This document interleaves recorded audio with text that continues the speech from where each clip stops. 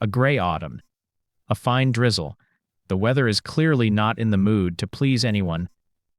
I sit soaked on a curb, staring at the sky, squinting slightly so the raindrops don't get into my eyes.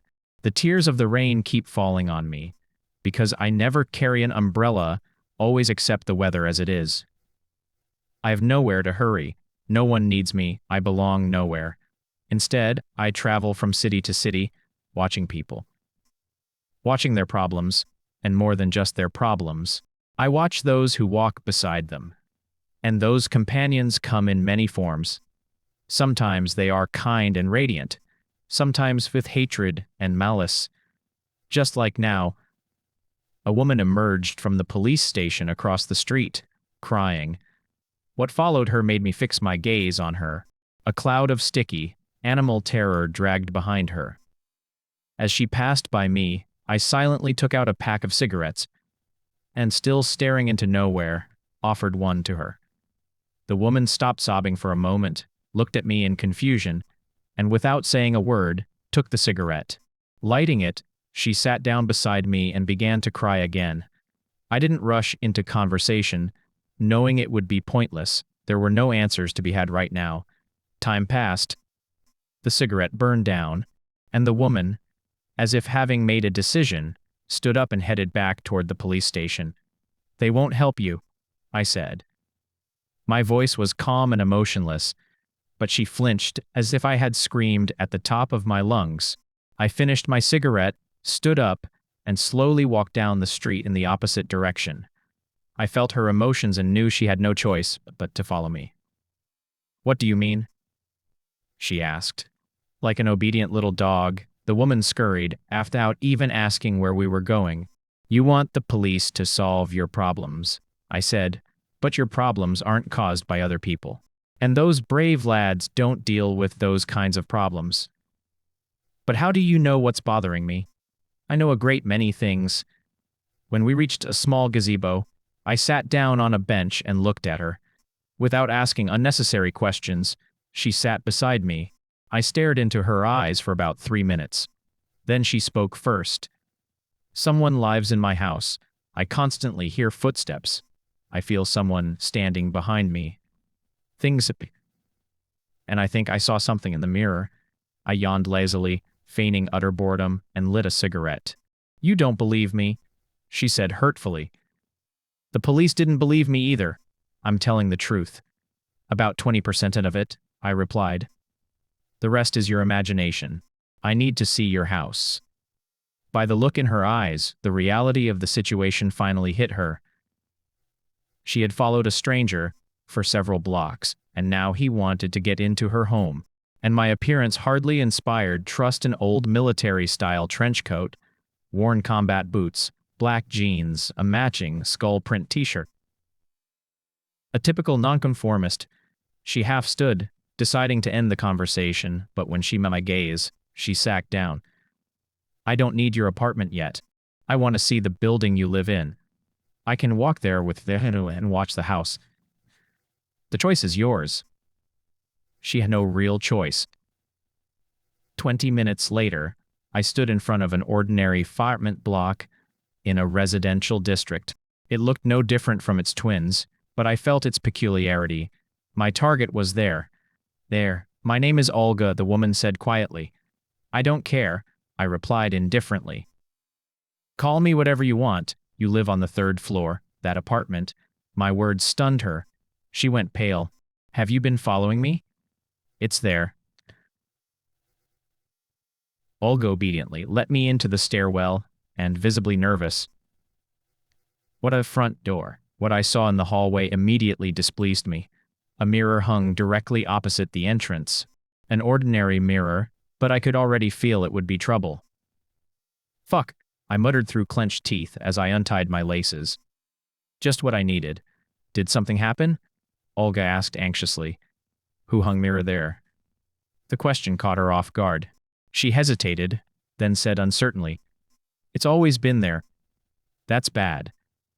Inside the apartment I saw a boy about 10 years old, staring at me warily. "Don't be afraid, Arthur," Olga said.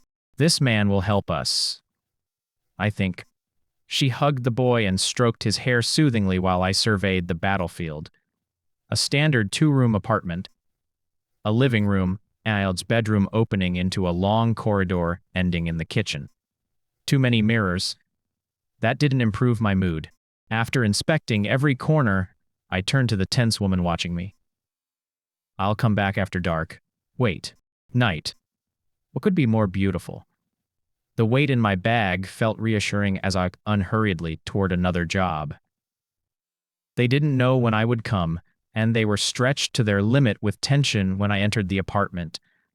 It's unbelievable what fear can do to a person. They let a complete stranger into their home, something only desperation can allow. Why can't people suppress their fear of the unknown at night the way they do during the day? Creatures don't care when to show themselves day or night. Only the absence of fear under bright sunlight restrains them. But night breeds fear, and fear gives such vermin the chance to act. Do you have some kind of weapon against the supernatural in your backpack? Olga asked tensely. Almost. To the couple's surprise, I pulled out a can of beer, sat down in an armchair, opened it, and took a long sip. Been dreaming about this all day. What does that mean? Listen carefully. I interrupted, keeping my eyes on the corridor. Ideally, you should leave this apartment so you won't see anything. But I understand you won't want to leave me alone here. Then you must promise me that neither you nor your child will leave this room no matter what happens. Any questions? What's going to happen? I don't know, I said, taking another sip. But it'll definitely be fun. Then I continued calmly. What lives here wants to kill you. It will torment you until you go insane. One morning you'll wake up and see its ugly face inches from yours. Your heart will fail. Your son will be left alone with the monster. After that, it'll be his turns. Two outcomes: an asylum or suicide. They grew paler with every word. I felt fear seize their minds, breeding panic. And I knew it could feel it too. Fear was like a drug to it. I heard floorboards creak in the kitchen. I stood, took a small packet from my bag, poured some beer at the doorway, and sprinkled cat hair into the puddle. If you leave this room, I'll walk away. You'll be alone with it. Olga nodded, clutching the boy. She understood the seriousness now. After that, I pulled out a packet of ordinary silver plated souvenir shop junk and poured them into the pockets of my coat. I stepped into the hallway, stood before the mirror opposite the entrance, and stared into it, sipping my beer slowly. After about 15 minutes, a silhouette flickered in the corner. A hunched old man. He paced back and forth, ignoring me. I wasn't in a hurry. Suddenly he turned sharply toward me. A creaking laugh came from the child's room. I heard Olga scream and cursed myself for letting them stay. The laughter stopped moments later. The old man was now staring at me from the corner of the hallway. I'd see him clearly now. A half-rotted corpse in rags of clothing. His face was twisted with feral hatred. A typical lonely old man, angry at the world, just a bit dead. The floor creaked in the kitchen. Without thinking, I tossed a bell in that direction. Its clear ringing scattered the sound. In the same instant, a stool flew out of the kitchen and smashed into my arm. I dodged for just a moment, but it was enough. The mirror was empty. Bitch! I closed my eyes and listened. Only the woman's heavy breathing and the child's quiet sobbing. I moved into the child's room and looked into the mirror across the bed. Empty. That left the kitchen. But a child's toy laughed behind me. I returned to the mirror. The old man was there again, grinning from the corner. Who are you? The voice came not from the mirror, but from the place reflected within it. Seasoned by experience, I didn't look away. I drank my beer. Are you afraid of death? The voice was now behind me. I threw another bell over my shoulder. The reflection writhed in agony, but it knew I could dodge anything it threw, and breaking the mirror itself would mean its death. Now it was mine. What do you want? It screeched. Boring. Always the same. I stayed silent, drinking, watching it pace like a trapped beast. I tossed another bell, hissed in rage. Objects flew around the room, but none toward me, until one of them opened the door to the corridor. Arthur, stop. Hearing the child's footsteps, I knew hell had arrived. Fuck. I smacked the boy hard on the back of the head and kicked him back into the room, dodging flying objects. When I returned, the mirror was empty. Now it wouldn't let itself be found so easily. What's happening? Who was that? Olga's screaming shattered my concentration. I jumped into the room, wouldn't dare appear here.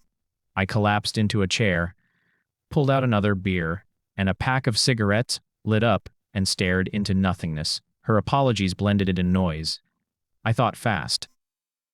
Without the mirror, I couldn't hurt it. Other methods existed. They took time, and leaving this family overnight was too dangerous. There's only one way out, I said. If you can't control your pup this time, I might die, but I swear I'll break his neck first. So put a tight collar on him and hold him. My tone snapped her out of it. Anger flickered in her eyes. Anger weakens fear. Standing, in the doorway, I closed my eyes and dragged my worst memories to the surface. Fear returned. Panicked. Trembling. Then I stepped into the hallway and opened my eyes. He was right there. The old man lunged out of the mirror and into me. Darkness. Fire in my chest. Every second mattered. I sat cross-legged, closed my eyes, and forced my thoughts to change. Remembered who I was, who I'd lost, how long I'd fought creatures like this. The pain grew unbearable, but I no longer feared pain. Voices screamed in my head, tempted me, threatened me. I'd staggered, shattered the window with a mug, crawled to it, and vomited blood. A desperate scream filled the apartment, every mirror shattered. Silence. I collapsed. Later, I sat in the living room. Is it destroyed? Olga asked. Destroyed? Who knows how to destroy it? But it left you. It'll find someone else. Never hang a mirror opposite the ends again. And fix the kitchen window. Sorry, had to be drastic. I left. Outside, I lit a cigarette and looked at the gloomy sky. At least the rain had stopped. What's your name? Olga called. How can I find you? You can't. That answers both. If there were a way, I said, walking away, they would have found me already. And I knew I had to leave the city fast. Because, come back. For me,